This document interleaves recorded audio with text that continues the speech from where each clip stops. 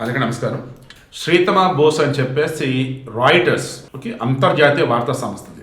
200కు పైగా దేశాలు, 2000 మందికి పైగా జర్నలిస్టులు ఉంటారు. అందులో ఈమె ఒకటి, శ్రీతమా బోస్. ఈమె మొన్న రేపు మోడీ తర్వాత ప్రపంచంలోనే అతి ఎక్కువ జనాభా కలిగినటువంటి భారతదేశానికి ప్రధానమంత్రిగా ఎవరు ఏంటని చెప్పేసి ఒక చిన్న అనాలిసిస్ ఇస్తూ ఒక పోస్ట్ పెట్టారు. రాయిటర్స్ వాళ్ళు షేర్ చేశారు. అది చూసినటువంటి కొంతమంది వామ్మో ఏంది టీడీపీ భజన అని, ఏంటి పెయిడ్ ప్రమోషన్ అని రకరకాలుగా మాట్లాడారు. అసలు అందులో ఆమె చెప్పింది మీకు రీచ్ అయిందా? మోడీ తర్వాత ఆయన వారసుడు అన్నప్పుడు ఈ దేశానికి సుపరిపాలన అందించేవాడు అని అర్థం.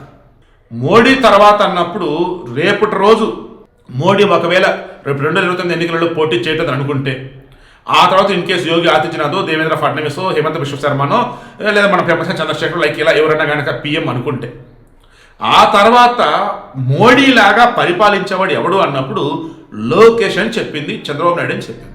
నిన్న తిరుపతిలో భారతీయ విజ్ఞాన సమ్మేళనం అని చెప్పేసి జరుగుతుంది సంస్కృత విశ్వవిద్యాలయం ఆధ్వర్యంలో.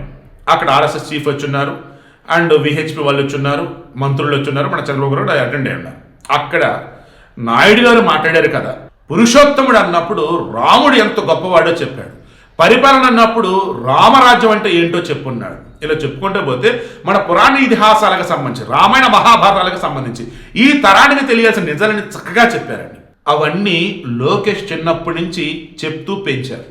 లోకేష్ కార్పొరేట్ వేలో విద్యను అభ్యసించాడు, కార్పొరేట్ ఉద్యోగాలు చేసి వచ్చాడు. ఈరోజు థింక్ గ్లోబల్లీ వర్క్ లోకల్లీ అన్నదానికి యాప్ట్ అన్న వేళ ఈరోజు నారా లోకేష్ పరిపాలన చేస్తున్నాడు. ఇటువంటి నారా లోకేష్ పిఎం అవటానికి 100% అర్హత ఉన్నవాడా కాదు? మీరే చెప్పండి. ఈరోజు మోడీ పదే నారా లోకేష్ని ఢిల్లీకి రావయ్యా అంటే, ఇక లోకేష్, బ్రాహ్మణి, దేవాష్ ముగ్గురెళ్ళి కలిస్తే జనరల్గా పిఎం ఫుల్ బిజీగా ఉంటారు.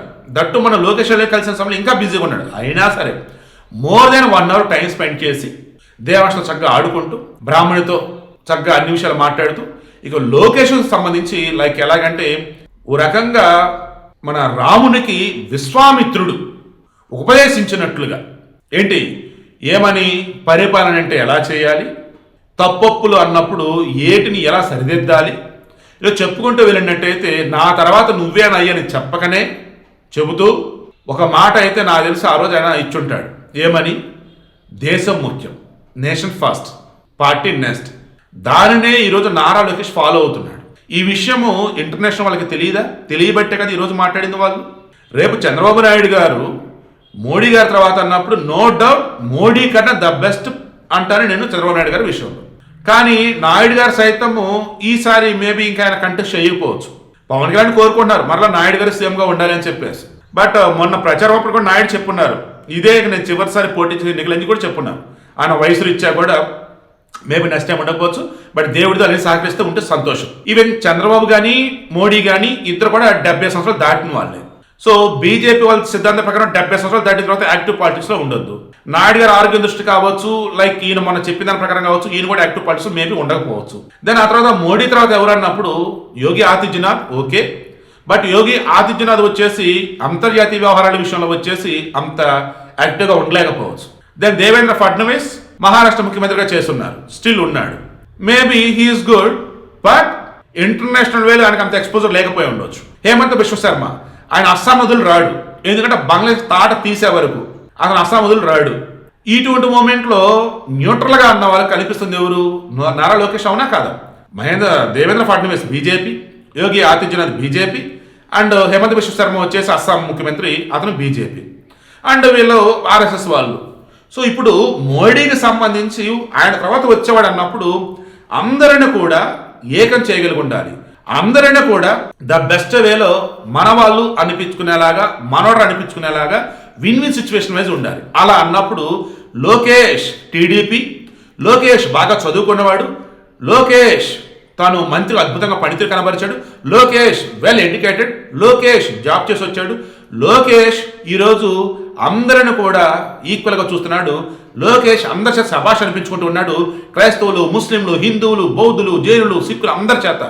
ఇటువంటి వాడు, ఇటువంటి ఎమినెంట్ పర్సన్, మ్యాగ్నిఫిషెంట్ పర్సన్ పిఎంగా ఉండొద్దా? పిఎంగా ఉండడానికి అర్హత లేదా?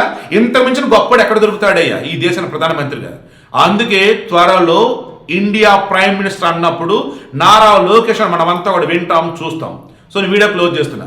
రాయిటర్స్ వాళ్ళ ఆశామాషిగా చెప్పలేదు, శ్రీతమ బోస్కి అప్డేట్ లేకుండా ఏమి ఇవ్వలేదు. ఎన్ని రకాలుగా ఎంతమంది చిల్లర కోతలు కూసినా పేటీఎం బ్యాచ్లు, బులుగు మీడియా వాళ్ళు, మేధావులు ముసుడు కొంతమంది ఎదవలు ఎన్ని రకాలుగా ఎటకారం చేసినా జరగబోయేది ఇదే. రాసి పెట్టుకోండి. మోడీ తర్వాత ఇమ్మీడియట్గా నారా లోకేష్ ప్రధానమంత్రి కాకపోవచ్చు, బట్ కొంచెం గ్యాప్ తీసుకుని సరే నారా లోకేష్ ఈ దేశ ప్రధానమంత్రి అవుతాడు. రాసి పెట్టుకోండి. Mark my words. I'm journalist Shivaprasad. అంత క్యాటిస్ట్ ఎస్పీ అంటారు. నా క్యాటిస్ట్ ఎస్పీ ఛానల్ కావచ్చు, మన చేతన మీడియాలు కావచ్చు, ఎన్నోసార్లు నేను చెప్పిన నిజాలు అన్నీ కూడా ప్రూవ్ అవుతూనే వచ్చున్నాయి. అంటే ప్రిడిక్షన్స్ అన్నట్టు. సో ఇప్పుడు కూడా చెప్తున్నా, నారా లోకేష్ ఈ దేశ ప్రధానమంత్రి అయి తీరుతాడు, నో డౌట్.